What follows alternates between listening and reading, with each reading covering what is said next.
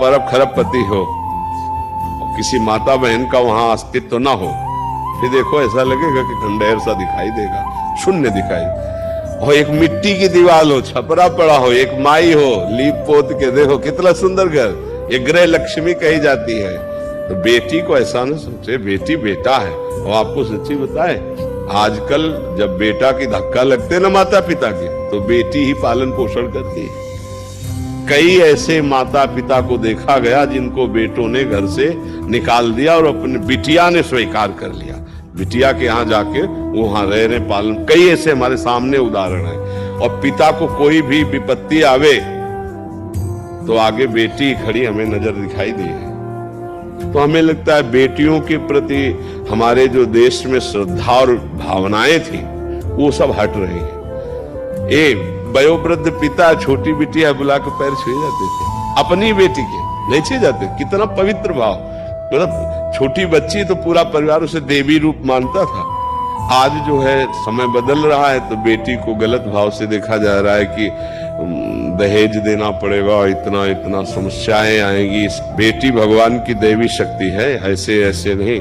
तो तुम्हें 2 बेटियां प्राप्त है तो 2 बढ़िया बेटे मिल गए, ऐसा भाव करो, अपनी संपत्ति को दोनों को दे देना और बढ़िया धूमधाम से जहां ब्याह करना, बढ़िया परिवार।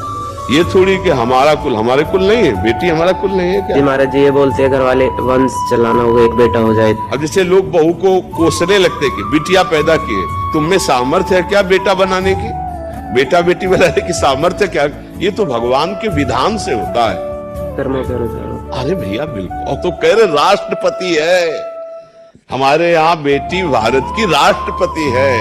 अच्छे अच्छे बड़े बड़े ग्रेजुएट पदों में बच्चियां हैं। हाँ, कोई कलेक्टर है, कोई पुलिस ऑफिसर है, कोई आर्मी में है। तो अच्छा पढ़ाओ लिखाओ, उनको समर्थ बनाओ और ये दिमाग से हटाओ सब लोग कि बेटी बेटा में अंतर है। अरे बेटी बेटा ही है, हमारी संतान है।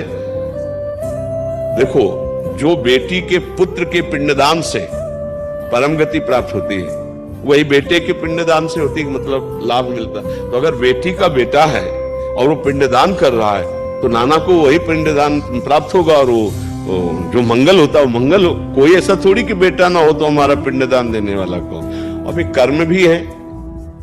अगर बेटा, कितने ऐसे हैं जिनके बेटा बेटा और बेटी के लिए तरसते हैं।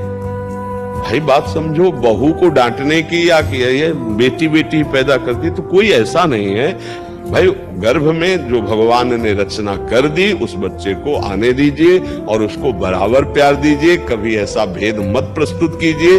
और रही कि आगे चल करके दहेज देना पड़ेगा, तो भगवान ने जिस बच्ची की रचना की उसके लिए विधान भी किया है, उसके समान योग्य वर मिल जाएगा। अभी तक ये सब होता रहा है।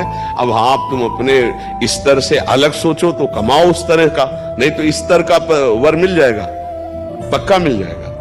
हमें लगता है कि बेटी का सम्मान करना चाहिए, बेटियों को खूब शिक्षा देनी चाहिए, उनको इतना मजबूत बनाना चाहिए कि हमारी समाज में जो भ्रम पैदा हो गया है कि पुरुष कुछ विशेष है, ऐसा नहीं है। हर मतलब क्षेत्र में हमारी जो बहन